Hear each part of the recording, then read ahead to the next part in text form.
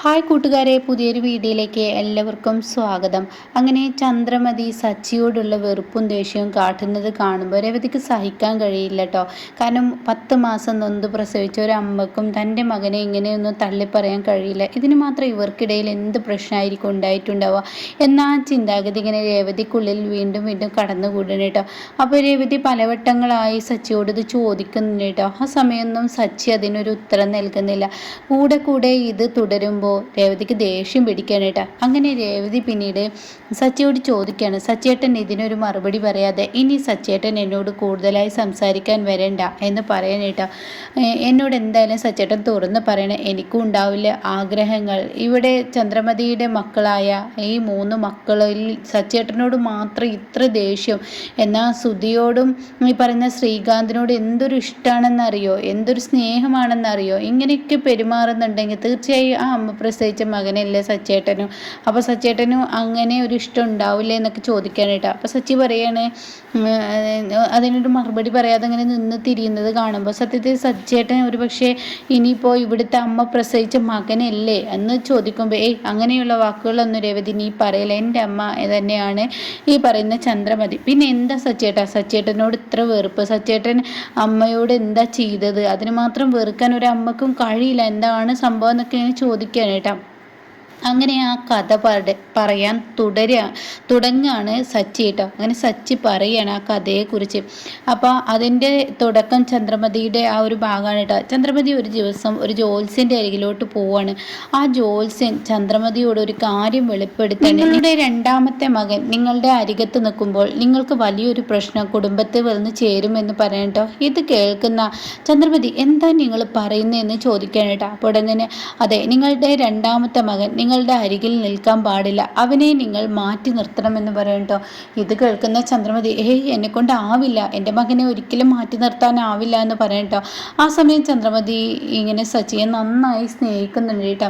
അപ്പോൾ ഉടൻ തന്നെ ജ്യോത്സ്യൻ പറയണം, ഒരു 6 വർഷം നിങ്ങളുടെ മകനെ മാറ്റി നിർത്തിയില്ല എങ്കിൽ നിങ്ങളുടെ കുടുംബത്തിന് വരാവുന്ന ആ ഒരു പ്രശ്നം അത് എനിക്ക് പ്രവചിക്കാൻ പോലും പറ്റില്ല, അത്രയും വലിയൊരു പ്രശ്നങ്ങളായിരിക്കും വരിക എന്ന് പറയാം കേട്ടോ.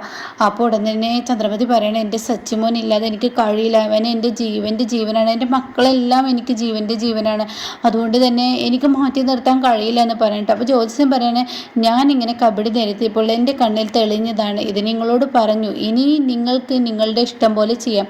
അപ്പോൾ ഉടൻ തന്നെ ഇവിടെ ചന്ദ്രമതി ചോദിക്കുന്നുണ്ട്, അതിനൊരു പ്രതിവിധി ഇല്ലേന്ന്. അപ്പോൾ ഉടൻ തന്നെ ജ്യോത്സ്യൻ പറയുന്നത്, പ്രതിവിധി ഞാൻ പറഞ്ഞല്ലോ, 6 വർഷം നിങ്ങളുടെ മകനെ മാറ്റി നിർത്തുക, അതേ പ്രതിവിധിയുള്ളൂ, വേറെ ഒരു പ്രതിവിധി ഞാൻ കാണുന്നില്ല. അല്ലെങ്കിൽ നിങ്ങളുടെ കുടുംബത്തിന് ഇടുത്തി വീഴുന്നത് പോലെ ഓരോരോ പ്രശ്നങ്ങളിലൂടെ മുകളിലൂടെ ഓരോ പ്രശ്നങ്ങളായിരിക്കും വരാനിരിക്കുന്നതെന്ന് പറയാം കേട്ടോ. അങ്ങനെ ചന്ദ്രമതി ഈ വാക്ക് ചന്ദ്രമതിയോട് പറയുമ്പോൾ ചന്ദ്രമതിക്ക് അത് അംഗീകരിക്കാൻ കഴിയില്ല കേട്ടോ. പിന്നീട് അവിടെ പുറത്ത് നിൽക്കുന്ന ആളുകളൊക്കെ ഇങ്ങനെ പറയുന്നുണ്ട്, ഈ ജ്യോത്സ്യൻ ഓരോരുത്തരോടും ഓരോന്നാണ് പറഞ്ഞിരിക്കുന്നത്, ഇത് ചെയ്തില്ല എങ്കിൽ അതിലേറെ പ്രശ്നങ്ങൾ വരുമല്ലോ, ഇത് ചെയ്താലോ നമുക്ക് താങ്ങാനും പറ്റാത്തതാണല്ലോ, എന്താണ് ചെയ്യുക എന്നൊക്കെ അവർ തമ്മിൽ പരസ്പരം പറയുന്നുണ്ട് കേട്ടോ. അപ്പോൾ അതിൽ പല പേരും പറയുന്ന ഈ ജ്യോത്സ്യൻ പ്രവചിച്ചതുപോലെ തന്നെ അത് അച്ചട്ടയാണ് എന്നുള്ള ആ വാക്കും പറയുന്നുണ്ട് കേട്ടോ. അങ്ങനെ ഇതൊക്കെ കേട്ട് ചന്ദ്രമതിയുടെ തലയിലൂടെ മൊത്തത്തിൽ കിളിപോയതുപോലെ ആവണ്ട. അങ്ങനെ ചന്ദ്രമതി തൻ്റെ വീട്ടിലോട്ട് ചെല്ലുകയാണ്. അപ്പോൾ രവീന്ദ്രൻ ചോദിക്കുന്നുണ്ട്, എന്താ ചന്ദ്രൻ നിനക്ക് പറ്റിയത്? ഞാൻ ഒരു ജ്യോത്സ്യൻ്റെ അടുത്ത് പോയിരുന്നു, ആ ജ്യോത്സ്യൻ എന്നോട് പറയാണ് എൻ്റെ 2ാമത്തെ മകനെ ഇവിടെ നിന്ന് മാറ്റി നിർത്തണമെന്ന്, 6 വർഷം അവനുമായി ഒരു കാണൽ പാടില്ലെന്ന്. അത് കേൾക്കുന്നതിനോട് കൂടിയിട്ട് രവീന്ദ്രൻ പറയണേ, നിന്നോട് ആരാ ജ്യോത്സ്യൻ്റെ അടുത്തോട്ട് പോകാൻ പറഞ്ഞത്? ഇങ്ങനെയുള്ള വൃത്തികെട്ട ഈ ഒരു സംസാരമൊക്കെ കേൾക്കാനുള്ള ഇടവരുത്തിയത് അതുകൊണ്ടല്ലേ? അപ്പോൾ ഉടൻ തന്നെ ചന്ദ്രമതി പറയണേ, എനിക്കറിയില്ല, ഞാൻ ഇനി എന്താ ചെയ്യേണ്ടതെന്ന് എനിക്കറിയില്ല, ഞാൻ ഇനി എന്താ ചെയ്യുക എന്നൊക്കെ പറഞ്ഞ് ചന്ദ്രമതി ഇങ്ങനെ പൊട്ടിക്കരയാണ് കേട്ടോ. ആ സമയം രവീന്ദ്രൻ പറയണ, എന്ത് ചെയ്യാൻ? ഒന്നും ചെയ്യേണ്ട, നമുക്കിപ്പോൾ ഈ പറഞ്ഞതുപോലെ തന്നെ ഇത്രയും കാലം ജ്യോത്സ്യൻ്റെ വാക്കുകൾ കേട്ടിട്ടല്ലല്ലോ മുന്നോട്ട് പോയിരുന്നത്, അതുകൊണ്ട് തന്നെ നമുക്ക് ഇനിയിപ്പോൾ ഒരു കാര്യം ചെയ്യാൻ, നമ്മുടെ മകനെ മാറ്റി നിർത്താനൊന്നും പറ്റത്തില്ല, നമുക്ക് ഇവിടെ തന്നെ നിൽക്കാം എന്നുള്ള തീരുമാനം പറയാൻ കേട്ടോ. അങ്ങനെ ചന്ദ്രമതി ആയിക്കോട്ടെ എന്നാൽ അതായിക്കോട്ടെ എന്നാൽ അങ്ങനെ തന്നെ മുന്നോട്ട് പോകാനുള്ള തീരുമാനത്തിൽ നിൽക്കുകയാണ് കേട്ടോ. ആ സമയം പിറ്റേ ദിവസം രവീന്ദ്രൻ യാത്രയാവാണ്, തൻ്റെ ജോലി സ്ഥലത്തോട്ട് പോവാണ്. ഇതേ സമയം രവീന്ദ്രന് ഒരു ചെറിയ ആക്സിഡൻറ്റ് സംഭവിക്കുകയാണ് കേട്ടോ.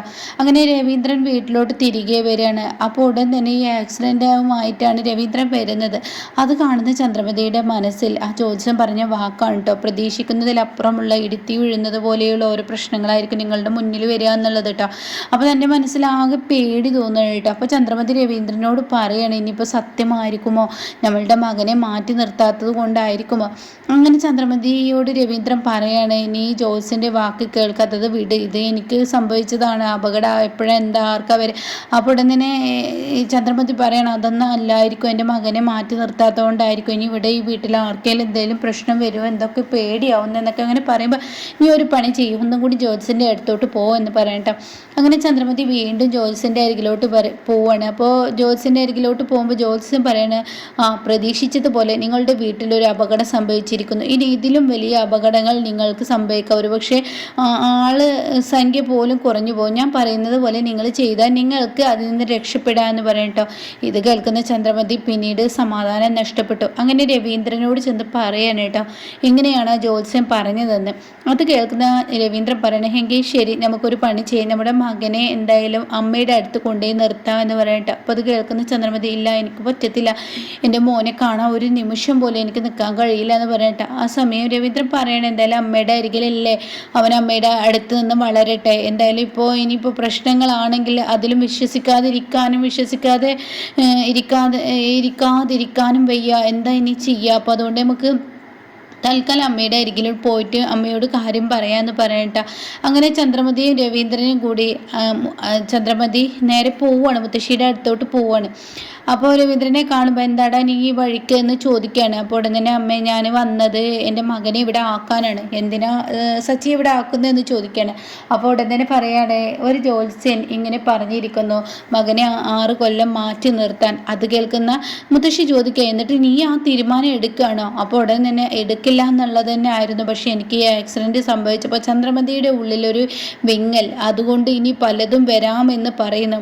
അപ്പോൾ അതുകൊണ്ട് 6 കൊല്ലം എൻ്റെ മകൻ ഇവിടെ നിൽക്കട്ടെ എന്നുള്ള തീരുമാനമാണ് എൻ്റേത്, അമ്മയുടെ അടുത്തല്ലേ. അപ്പോൾ ഉടൻ തന്നെ അത് കേട്ടോടെ തന്നെ മുത്തശ്ശി പറയണേ, എനിക്ക് നിന്നെ വളർത്തിയതുപോലെ തന്നെ എൻ്റെ സച്ചിമോനെ ഞാൻ അടിപൊളിയായി തന്നെ വളർത്തും, അവന് യാതൊരു കുറവും ഉണ്ടാവില്ല, ഒരു അച്ഛനും അമ്മയും ഇല്ലാത്തൊരു കുറവൊന്നും ഞാൻ അവന് വരുത്തില്ല, അത്രയും സന്തോഷത്തോടു കൂടി വളർത്തും. പക്ഷേ എത്രയായാലും അവൻ്റെ അമ്മയും അച്ഛനും അത് രണ്ടും ഒരുപോലെ തന്നെയാണ്, അവന് അവരുടെ സ്നേഹം കിട്ടേണ്ടത് എൻ്റെ സ്നേഹം കിട്ടിയിട്ട് കാര്യമില്ലല്ലോ. അപ്പോൾ ചന്ദ്രമതി ആകെ സങ്കടത്തിലാവാണ്, എന്താ ഇനി ചെയ്യുക, എനിക്കെൻ്റെ മകനെ ഒഴിവാക്കി പോകാനും പറ്റുന്നില്ല, എന്നാൽ എനിക്ക് ഈ ഒരു പ്രശ്നങ്ങൾ വരുമ്പോൾ അതും ടെൻഷനുണ്ട് കേട്ടോ. അങ്ങനെ ചന്ദ്രമതിയോട് ശരി എങ്കിൽ നീ ഇവിടെ ആക്കിപ്പോയിക്കോ, ഞാൻ മകനെ നോക്കിക്കോളാം എന്ന് പറയണ്ട. അങ്ങനെ സച്ചി ആണെങ്കിൽ അമ്മ എന്നെ തനിയാക്കി പോവല്ലേ എന്ന് സച്ചി പറയുന്നുണ്ട് കേട്ടോ, കുഞ്ഞല്ലേ. അപ്പോൾ സച്ചി പറയുന്നുണ്ട് എനിക്ക് എൻ്റെ അമ്മയെ കാണാൻ, അമ്മയില്ലാതെ നിൽക്കാൻ കഴിയില്ല എന്നൊക്കെ പറയുമ്പോൾ ചന്ദ്രമതി പൊട്ടി കരയാണ് കേട്ടോ. അങ്ങനെ ചന്ദ്രമതി മുത്തശ്ശിയുടെ അടുത്ത് സച്ചിയെ ആക്കിയിട്ട് പിന്നീട് അങ്ങ് വീട്ടിലോട്ട് പോവാണ്. അങ്ങനെ സുധിക്കാണെങ്കിൽ സ്കൂളിലൊരു പരിപാടിയും കാര്യങ്ങളൊക്കെ നടക്കുകയാണ്. ആ സമയം ചന്ദ്രമതിയോട് വന്നിട്ട് സുധി പറയാണ്, എനിക്ക് സ്കൂളിൽ പ്രോഗ്രാം നടക്കുന്നുണ്ട്, അമ്മ അങ്ങോട്ടേക്ക് വരില്ലേ എന്നൊക്കെ ചോദിക്കുമ്പോൾ നീ ഒന്ന് പോയേ, എനിക്കിപ്പോൾ അതിനൊന്നും ടൈമില്ല, എൻ്റെ മനസ്സാകെ കലങ്ങി നിൽക്കുമ്പോഴാണ് ഇനി ഇങ്ങനെയുള്ളൊരു ഓരോ കാര്യങ്ങളായിട്ട് വരുന്നത് എന്നൊക്കെ പറഞ്ഞ് സുധിയെ വഴക്ക് പറയുന്നുണ്ട് കേട്ടോ. അപ്പോൾ ഇത് കേൾക്കുമ്പോൾ അങ്ങ് ഇത് രവീന്ദ്രനെ പറയാണ്, ഇനി എന്തിനാ അങ്ങനെ വഴക്ക് പറയുന്നത്, പിന്നെ ഞാൻ എന്താ വേണ്ടത്, എൻ്റെ പൊന്നു മോനെ അവിടെ ഇരുന്ന് കരയായിരിക്കും, എൻ്റെ മകനെ എന്നെ കാണാതെ നിൽക്കാതിരിക്കാൻ എന്തായാലും കഴിയില്ല, അവനെ ഞാനില്ലാതെ പറ്റില്ല. അപ്പോൾ ഇതേ സമയം ചന്ദ്രമതി തന്നെ പറയണേ രവീന്ദ്രൻ, ഞാൻ എന്തായാലും ആ ജോത്സ്യനെ പോയി ഒന്ന് കാണട്ടെ, എന്നും അവനെ ചെന്ന് കണ്ടാലോ, അവൻ അവിടെ അരികത്തില്ലെങ്കിലും അവനെ എനിക്ക് എന്നും കാണാനെങ്കിലും പറ്റിയെങ്കിൽ എൻ്റെ മനസ്സിന് കുറച്ചെങ്കിലും സമാധാനം ഉണ്ടാവും, ആ ജോത്സ്യനോട് ചെന്ന് ചോദിക്കട്ടെ എന്ന് പറഞ്ഞിട്ട് ചന്ദ്രമതി അവിടെ നിന്ന് ഇറങ്ങണം കേട്ടോ. പിന്നീട് ജോത്സ്യൻ്റെ അരികിലോട്ട് ചെല്ലാണ്. അങ്ങനെ ജോത്സ്യനോട് ചോദിക്കുകയാണ്, എൻ്റെ മകനെ എനിക്ക് നിത്യേനെ കണ്ടൂടെ പോയിട്ട് എൻ്റെ അടുത്ത് നിർത്താൻ പറ്റിയില്ലെങ്കിൽ എനിക്ക് അവനെ കണ്ടൂടെ എന്ന് ചോദിക്കുമ്പോൾ ജോത്സ്യൻ പറയുന്നത്, എന്തോന്ന് പറച്ചില്ല നിങ്ങൾ പറയുന്നത്, ഞാൻ പറഞ്ഞില്ലേ നിങ്ങളുടെ കുടുംബത്തിൽ വരുന്ന ഈ ദോഷങ്ങൾ മാറാൻ 6 വർഷം നിങ്ങളുടെ മകനെ കാണാൻ പാടില്ലെന്ന്, അതുപോലെ അങ്ങ് ചെയ്യണമെന്ന് പറയാം കേട്ടോ. ഇത് കേൾക്കുന്നതിനോട് കൂടി ചന്ദ്രമതി ആകെ തകരാണ്. അങ്ങനെ ചന്ദ്രമതി പുറത്തിറങ്ങിയ ഉടൻ തന്നെ ഒരു സ്ത്രീ അവിടെ വന്നിട്ടുണ്ടാവും കേട്ടോ. ആ സ്ത്രീ പറയാണ്, എന്നോട് പറഞ്ഞതാണ് ഈ ജോത്സ്യൻ, അതുപോലെ ചെയ്യാൻ. പക്ഷെ ഞാനത് ചെയ്തില്ല. അതുകൊണ്ട് തന്നെ എനിക്കിന്ന് എല്ലാം നഷ്ടപ്പെട്ടു.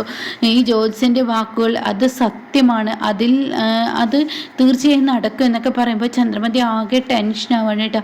അങ്ങനെ ഈ ഒരു കഥ പറഞ്ഞു തുടങ്ങുകയാണ്. അപ്പോൾ ഇതിൻ്റെ ബാക്കി കേൾക്കാൻ താല്പര്യമുള്ളവർ ചാനൽ സബ്സ്ക്രൈബ് ചെയ്തിട്ടാൽ തീർച്ചയായും ഞാനിടുന്ന വീഡിയോയുടെ നോട്ടിഫിക്കേഷൻ എനിക്ക് ലഭിക്കും കേട്ടോ.